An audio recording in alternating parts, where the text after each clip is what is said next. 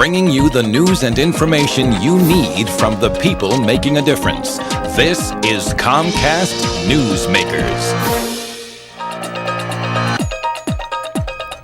Welcome back to Comcast Newsmakers with the Flying Heritage Collection in the Paynefield area of Everett. What a beautiful spot this is. And we're talking with Aaron Reardon, the Snohomish County Executive. Aaron, you've been on many times. It's always a pleasure to see you. Well, it's nice to be back, Tony. Nice to see you as well. You just had a ribbon cutting here. This is a new deal here. This is a new facility here. It's about 2 months old. It's a collection of Paul Allen's airplanes. We're very proud of it. It's a partnership between Snohomish County and, of course, Vulcan.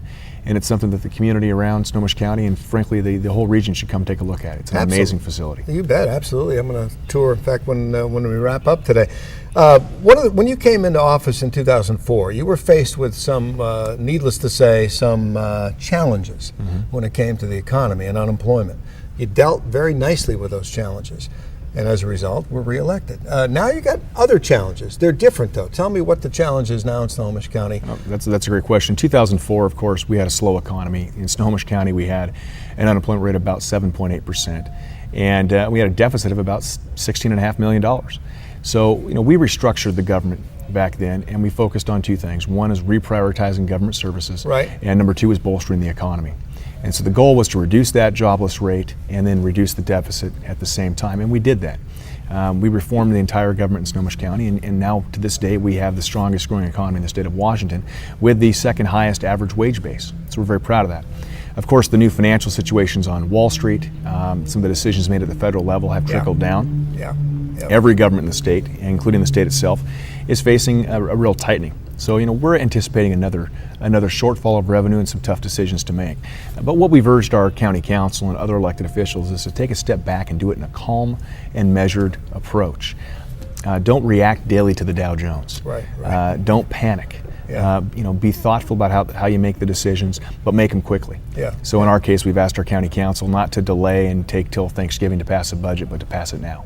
Pass it by the end of October. Yeah, I think that, frankly, that line of advice would work well at the state level and at the national level as well, where the debates at both levels have been all about what each candidate's going to do about the economy. And your approach is a rather calm approach, but you got to be decisive as well. Is what Absolutely, you're you've got to make the decision. Look, these decisions aren't easy, and every government elected official wants to govern when times are good. Right. They want to govern when there's surpluses and they can make huge expenditures and buy votes, frankly. But it's and oftentimes what you find is a lot of folks who talk about doing great things, when the economy slows down, they're paralyzed. Yeah. They become paralyzed by the enormity of the situation they face. So what we've urged folks is to be thoughtful, to be calm, don't push the panic button, don't unnecessarily alarm people, don't raise anxieties. Yeah. But yeah, you're right, make the decisions. Do the job you're elected to do, and you'll get through it. Without being specific here, if there's an area where cuts need to be made in Snohomish County, as Snohomish County Executive, what are the steps involved? Do you go to that particular group and say, look, you know what, we got a little problem here. Let's sit down together and make the cuts? Or do you just say, you know what, you're going to make these cuts? How does that work? Is there some negotiation involved or what? I wouldn't really refer to it as negotiation. We look down on across the board cuts. A lot of times governments will look at what their deficit is and they'll say, well, that's an 8% reduction across the board. And so they'll indiscriminately just whack across the board. Yeah. I don't do that. I don't think that's effective. And the reason why is that there are some very good and very valuable services that government provides. And there are some services that, frankly, let's be honest, maybe they're outdated. Yeah. They might not perform at the level we would expect them to perform.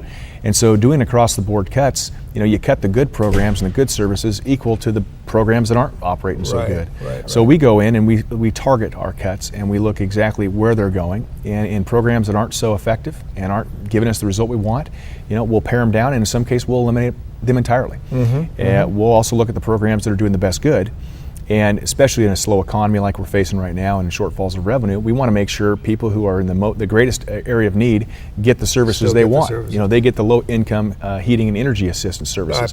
Our veterans get the care they need. Our kids get the early childhood education. Aaron, we don't cut those. I appreciate that. We've now run out of time, but that was a great explanation. I appreciate it. Aaron Reardon, Snohomish County Executive, joining us at the Flying Heritage Collection Museum here at Paynefield. I'm Tony Ventrella. See you next time.